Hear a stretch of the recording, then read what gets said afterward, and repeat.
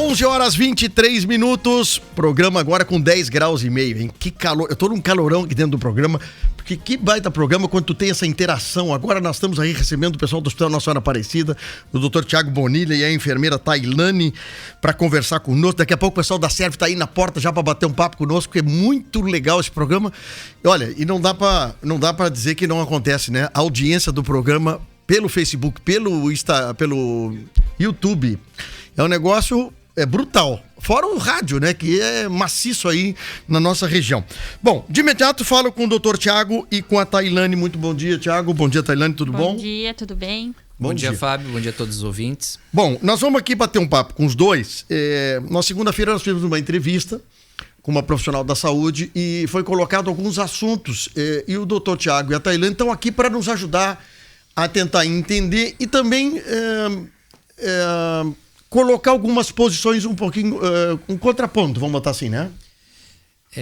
Na realidade, assim, a gente vem para mais uma vez conversar sobre Covid, né? Sim. Sobre coronavírus, sobre essa situação toda que a gente vem vivenciando, né?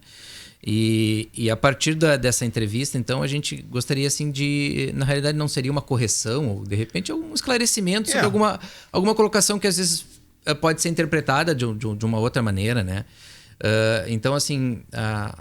A gente falar um pouquinho assim, sobre o que cabe ao hospital, né? O hospital, no plano de congestionamento, no plano de enfrentamento do coronavírus, do Covid, né? Ele é uma estrutura a mais, ele é uma estrutura talvez a mais importante, mas também a última, é o último recurso que a gente utiliza. Tem toda a estrutura de saúde junto, né? Então assim, o que cabe ao hospital, né, é atender, internar, estabilizar e transferir, até o momento a gente transfere, porque a gente não tem unidade de tratamento intensivo funcionante ainda, né? Os pacientes com indicação de hospitalização, né? Os pacientes, assim, que têm sintomas leves, que não têm indicação de internar, eles acabam tendo um atendimento em unidade básica, em consultório, em rede privada, na UPA, ou na própria emergência do hospital, e dali são encaminhados para casa, né? Então, esses pacientes a gente não tem muito, assim... Não é muito nosso mérito, né? Não é muito a nossa área de atuação, né? Quanto à questão da prescrição de medicação A, B, C, D, né? Então, como a gente vem falando, como todo mundo sabe, é uma doença nova, né? É uma doença que está se aprendendo. Então, existem diversos protocolos, existem diversos medicamentos em teste, a própria vacina já está em andamento, mas até o momento não se tem nada de concreto assim que possa se afirmar, que tenha comprovação científica, que é o que se chama, né, o que se fala. Todo mundo está assim. Todo mundo está querendo, né? Todo mundo está buscando, mas não tem assim uma comprovação científica, mas também não tem, por outro lado, um cerceamento, uma proibição de que quem quer, cada profissional liberal, cada médico responde pelo seu ato, né? Prescrever a medicação A, B ou C, como sempre foi na medicina. Sim. Né? Então, uma colocação que a gente preocupou um pouco, assim, é a questão de colocar o hospital como um ambiente contaminado, né? Sim. É óbvio que se a gente parar para pensar, qual é o lugar que a gente mais tem risco de contrair Covid aqui? Onde é que tem mais gente com Covid? É o hospital. Onde é que tem mais gente doente circulando? É o hospital. Então, assim, é uma área potencialmente, é uma área de risco, é uma área que a gente tem que ter todos os cuidados, né? Com certeza. Mas, assim, a gente tenta montar estruturas paralelas para atendimentos de casos Covid e não Covid. O que acontece? Ela é uma doença que tem uma apresentação muito variável, né? Ela não tem ninguém vem com um código de barra na testa dizendo Covid e não Covid, né? Então a gente tem que fazer uma triagem, a gente tem que fazer uma entrevista baseado em sinais, sintomas, né? A gente tem pacientes assintomáticos, a gente tem contactantes, a gente tem paciente que está em janela. Então, assim, idealmente, todo paciente que tem um risco alto de doença Covid, ele é atendido como Covid, como uma suspeita, né? Ou um caso confirmado de Covid e é alocado numa área específica.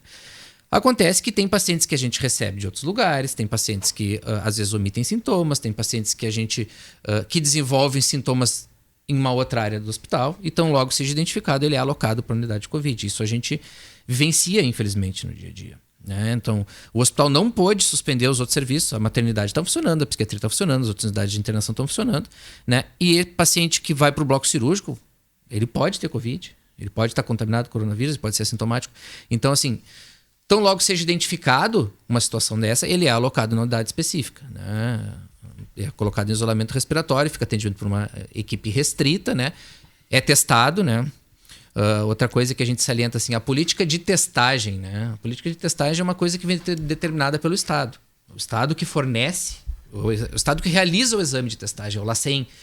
Então, assim, quem determina quem a gente vai testar ou não, a gente se baseia num protocolo do saúde. Deixa eu fazer um apêndice aqui. O prefeito de Venâncio Soares comprou 15 mil exames para testar a população. É válido? Isso, mas eu digo, o município, não estou falando do hospital. Sim, sim. O município poderia oferecer esse material? Pode. O que acontece um pouco assim, que a gente falar em testar, em teste rápido, né? O teste rápido é uma... Dependendo do kit e da sensibilidade, especificidade, ele é um exame que não te define muita conduta, né? Sim. Então, o que a gente tem no nosso nível, no nível hospitalar, né? O que a gente consegue testar, qual é a nossa importância de testar? Testar os funcionários e afastar, né? O funcionário doente, né? A gente trabalha, em média, pelo que tem se pesquisado, o adoecimento entre funcionários de saúde, entre trabalhadores da área de saúde, vai de 15% a 20%. Tá? Nós temos em torno de menos de 10% ainda. Né? Nós estamos vencendo num grupo grande do hospital, 440 funcionários. 40 funcionários, né? E é uma quebra de escala grande, né? Sim, ele faz atendimento, supra escala de outro. E é uma coisa que a gente não consegue determinar necessariamente. Sim. Que o paciente contraiu, por exemplo, o Covid no hospital. Ele trabalha em outro emprego, ele circula, claro.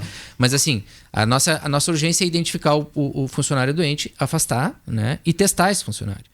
Então, é um paciente que a gente tem que testar, e testar que a gente diz é fazer um PCR para ter certeza de que esse paciente está positivo. Aqui tem uma pergunta, doutor Tiago, mas é só para a gente poder... justamente, é gente que trabalha no setor de saúde. Eu não sei se trabalha diretamente no hospital ou não. Mas vocês estão fazendo a testagem dos funcionários do hospital? Eu digo aquela... Não a testagem rápida, aquela outro tipo de testagem para tentar... identificar se dentro do grupo tem gente com chance de estar... A gente testa paciente sintomático, paciente que está doente. Não, funcionários.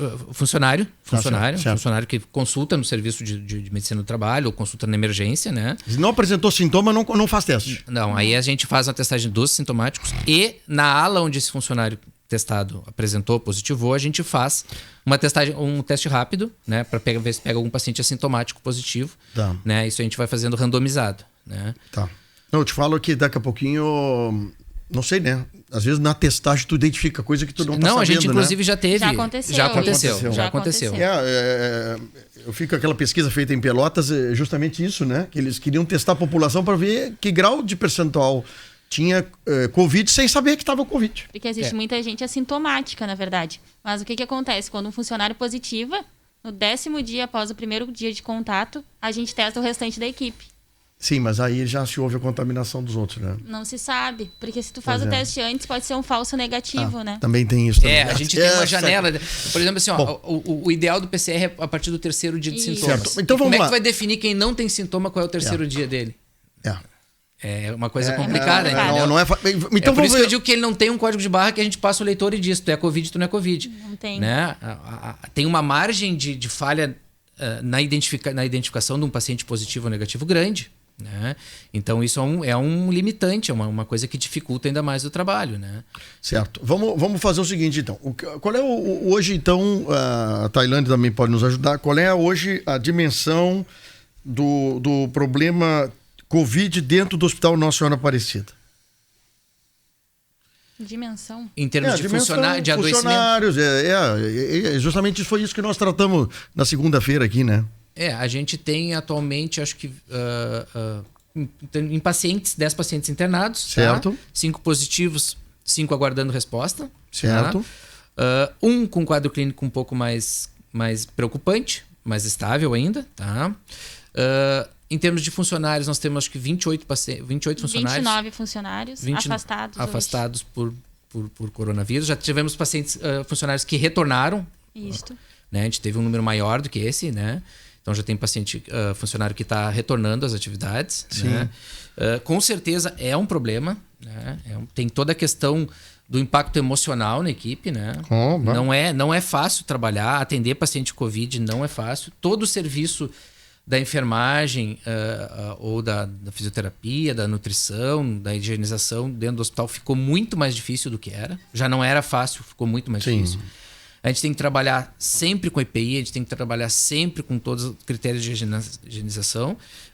E somos humanos, né? Todo mundo está Sim, sujeito a falha, a erro, né? É, Então, assim, a gente trabalha para minimizar ao máximo. Agora, Sim. a gente não existe um lugar que trabalhe com 100% de blindagem e que não tenha um surto interno, que não tenha um funcionário que se contamine, né? Que não tenha um paciente que foi recebido numa ala e acabou tendo que ser transferido por unidade de Covid por suspeita. Isso aí ocorre, né? A gente não adianta querer dizer que não ocorre, porque ocorre nas melhores instituições. Sim, não, eu concordo. Isso aí eu